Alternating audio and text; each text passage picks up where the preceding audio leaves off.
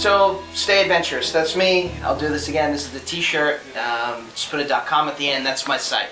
Basically, I've come from Wall Street in New York. It's where I used to work. I was a consultant for major investment banks, and one time I took one of those luxury holidays, and I'm sailing in the Greek islands, and I realized I worked so long for just these 2 weeks, and I've always loved to travel, but it was that trip that really stuck with me. And I remember looking at the chef on board, and you're just like, these people do this every week. I'm only here for 1 week. I'm like, I have to change what I'm doing. So I came back to New York, and that's when it really started. I started signing my emails, Stay Adventurous, Cray. Basically 6 months later, I took a year off, did some backpack travel, and I was hooked. I mean, I watched the sunset in Costa Rica, and I was like, people need to see this. In 2010, basically StayAdventurous.com went live, and I've been writing for it ever since, freelancing in other places. And sure, the paychecks are a lot different. There's no doubt about that, but the real joy and I'm paid through is the experiences. And also when people come up to me and they're just like, man, I love that piece, or I really love your mindset, I love that mantra, I want to stay adventurous too, I'm going to do something.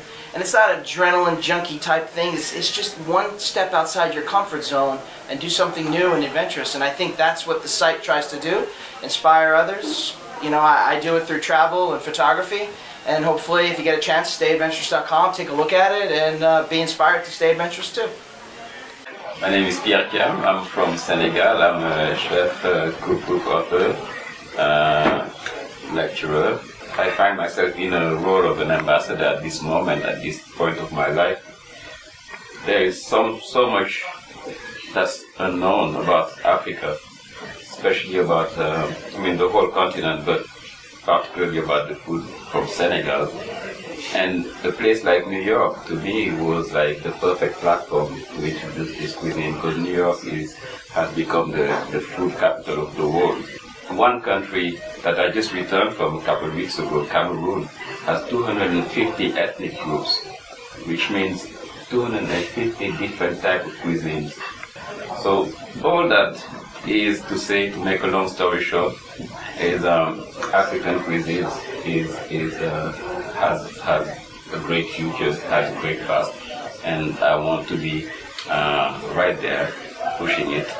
I arrived in New York thinking I was going to keep doing my studies in physics and chemistry. My first job, I fell in love with cooking. It's been 25 years now. I have no regrets. I don't see myself doing anything else but cooking, but I want it to be a little more than just cooking. I want to share the whole culture. I want to bring that African cuisine into everybody's life. Like my mom, terrible cook. Bless her soul. She's not a good cook. So it kind of was one of those things where she's like, if you don't like my food, you do it. And I was like, okay, I will. And like, I used to watch Emerald Live every night, and bam!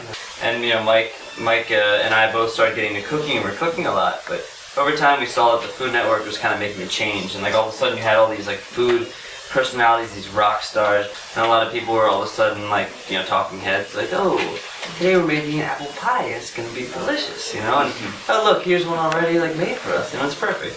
And that's really not how food is. Like, food is such an experience, and like, I wouldn't be able to cook anything if I didn't make 1,000 mistakes in the kitchen, and I still do. I still screw up meals every day. But long story short, we started filming and trying to figure out a way that wasn't so robotic. Like, hey, we're making this and it's going to turn out perfect. Like, what happens when something goes wrong, on camera? It's like, we're going to show that so we can show people, like, here's how you correct it. We've tried our best to get people over their fears of the kitchen, because through Food Network, it is amazing, it's opening people up to food, but it also scares people because you have to go out and buy all these fancy ingredients, and you have to have all these fancy different types of equipment, and we just try to have fun in the kitchen.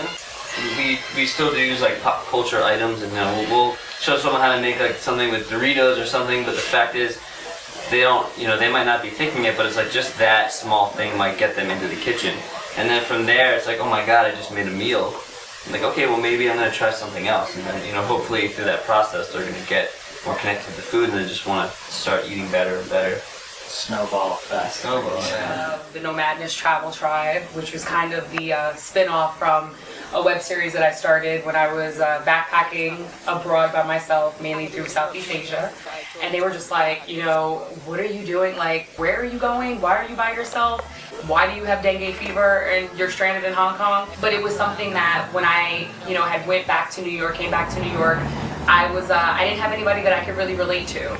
You know, I didn't find anything diverse and kind of fun and funky and innovative, so I decided to create it through the Nomadness Travel Tribe. And now it's really a home. Like, you know, I can tell you right now that there's at least 4 to 5 conversations going on right now as we speak with members all over the world who really would have never known each other. And really essentially what it is right now is it functions as an online group of just under 7,000 members that live in, you know, over 36 countries right now. And it's a home and a hub really for the urban traveler. Almost weekly we have tribe meetups all around the world, and they have membership cards and different tiers of membership in the actual group. And literally, you know, these people are getting together all over the world, and I don't micromanage it. We really have representations of nomadness all over the world, to the point where, like, when people rock our t-shirts and stuff in the airport, you know, they realize, like, wait, are you in the tribe? Like, that's the whole thing. And it's just like, oh my god, I'm in the tribe too, like, this is crazy. And they take pictures with each other all around the world, and it's really, really dope. And I'm just like really trying to take this whole travel thing, at least in my sector and in my way, over a bit.